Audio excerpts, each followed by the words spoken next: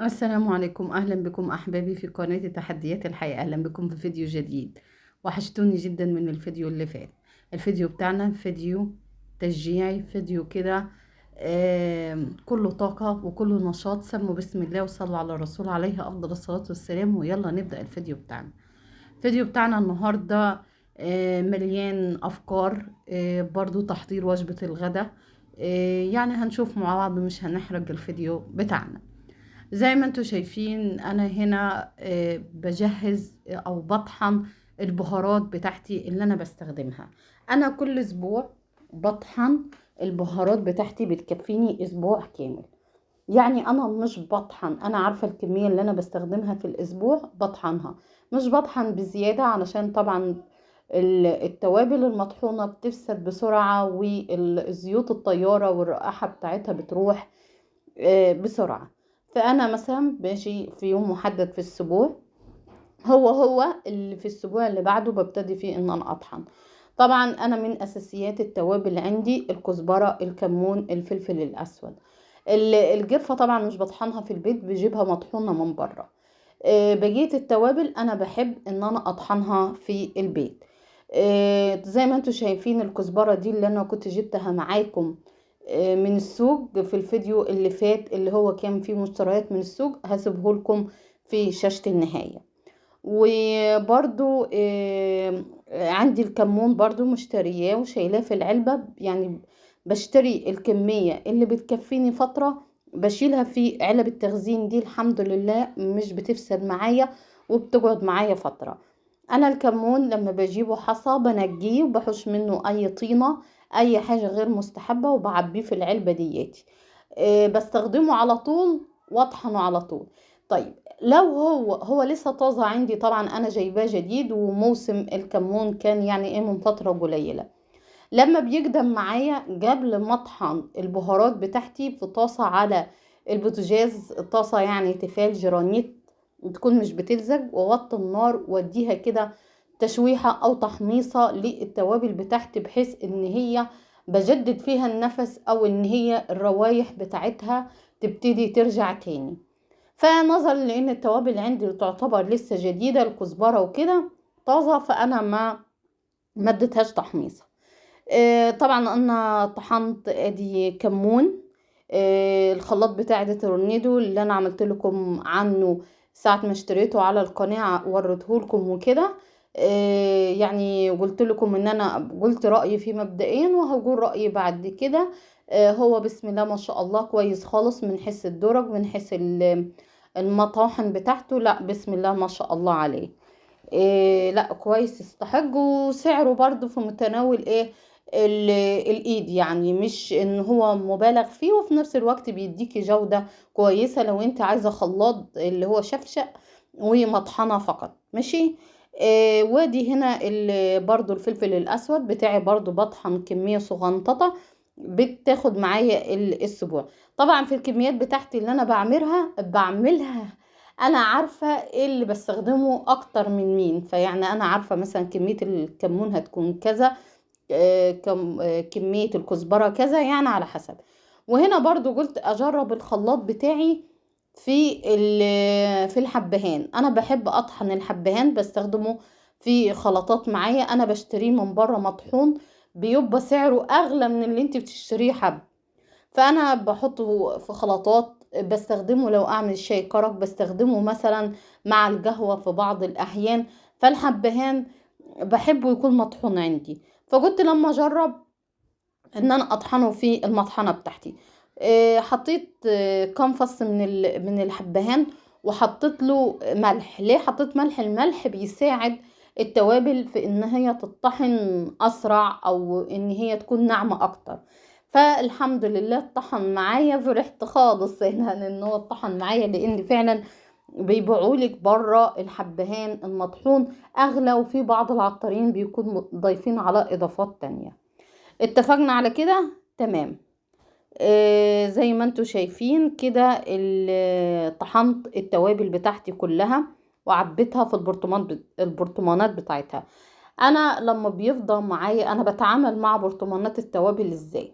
لما يفضل معايا البرطمان بتاعي في اليوم اللي هو بتكون خلاص انا عايزه اطحن كله خلص معايا، بغسلهم على طول. يعني انا بغسلهم كل اسبوع علشان يكونوا دايما مضاف معايا ولونهم كويس، ما اضطرش ان انا افض منهم التوابل واركنها في حاجه واروح اغسلها وكده.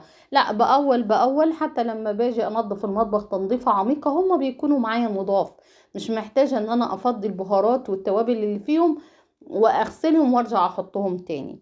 وادي دخلنا كده على الغدا بتاعنا. الغدا بتاعنا طبعا احنا في عيد الأضحى أكلنا من أكلات عيد الأضحى وكده، وأنا عملت لكم فيديوهين لأكلات عيد الأضحى برضو هسيبها لكم في صندوق الوصف.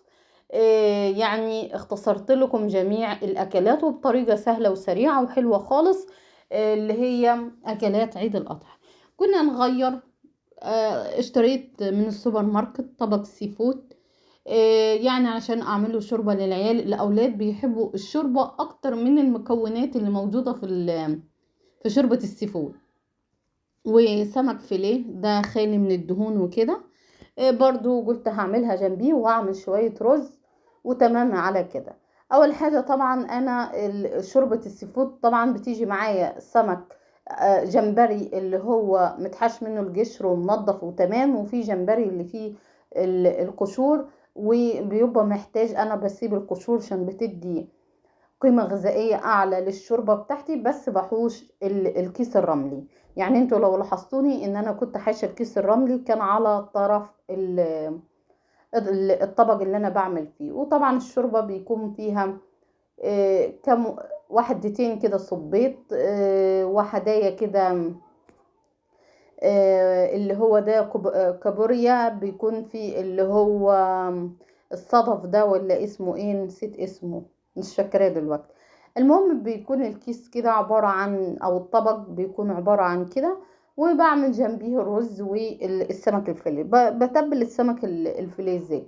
فصين توم كده بعملهم بهرسة التوم، بنزل عليها بملح، بنزل بكمون، فلفل اسود، كزبرة، ذرة من الجرفة، ذرة بسيطة خالص من الجرفة، ذرة بسيطة خالص من الجنزبيل، وعصرة ليمونتين كده، وبسيبهم دقيقتين ولا حاجة يشربوا من التتبيلة بتاعته. وبعد كده بغلف السمك معايا بالدقيق وبجليه عادي في الطاسة، بيطلع معايا ممتاز ممتاز. الأولاد بيحبوه عن السمك البلطي نفسه، يعني بيفضلوا الفيليه عن البلطي، بياخدوها الحتة كده بدون شوك بدون اي حاجة، وبيكون برضو طعمها حلو. وهنا برضو يعني انا تبلته، وقلت ان انا ارجع برضو لتنظيف بقية الطبق بتاعي. انا قلت يعني بحيث ان هو ايه ياخد معايا وقت اكتر في التتبيلة.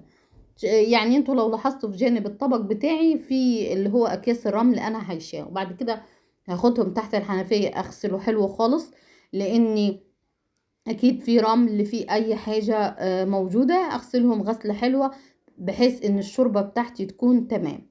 وهنا طبعا ابتديت احطهم على البوتاجاز، وقلت هنا اروح للرخامة بتاعتي طبعا بكان السمك وكده، امسحها وانضفها عشان ارجع ان انا اعمل عليها بقية الاكل بتاعي بتكون نظيفة يعني كده.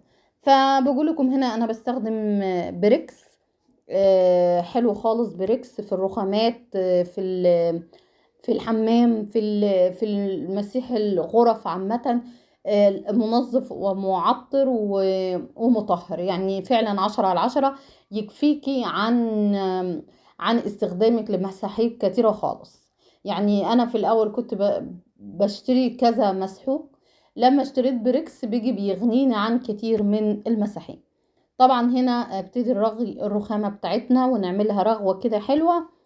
وان كنت وصلت معايا لحد هنا ما تنسيش الاشتراك في القناة فضلا وليس امرا، ودوسي على زر الجرس بحيث انك انتي تفعلي كل الاشعارات، بحيث ان انا لما انزل فيديو يجيلك على طول اشعار بيه. وما تنسيش اللايك مهم جدا للفيديو، وما تنسيش تعليق كده يشجعني ويحفزني ويفرحني.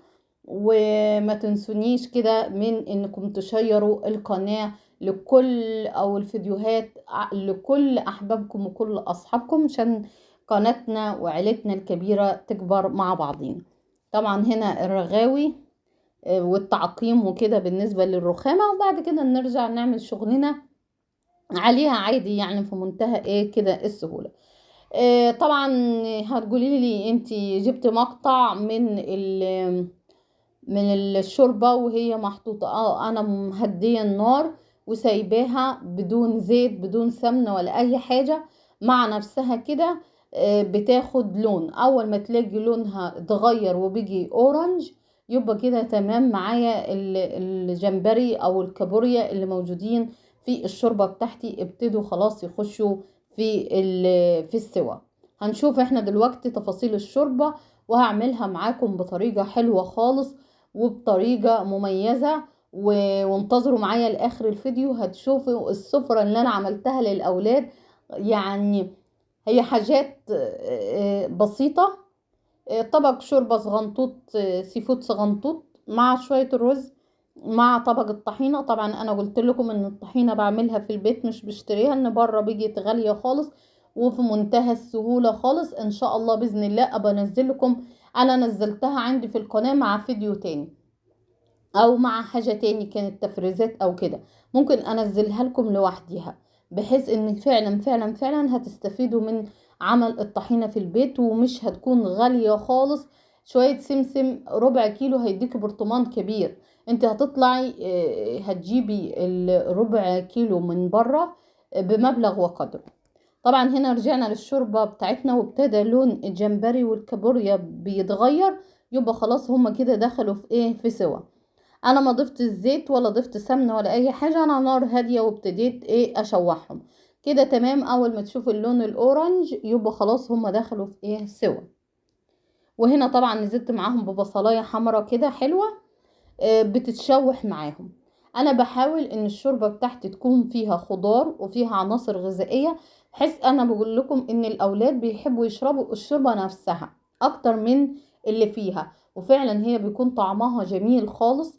ومع شويه الرز كده مع كل واحد ياخد له منابه من السمك الفيليه 10 على 10 والحمد لله وجبه ومعانا وايه مسدد. حاولي انك انت تلفي لفة في القناة ان شاء الله باذن الله هتلاقي افكار كتيرة للوجبات تقدري انك انت تساعدك. يعني كلنا شطورات ان احنا نعمل كل يوم وجبة مختلفة للاولاد.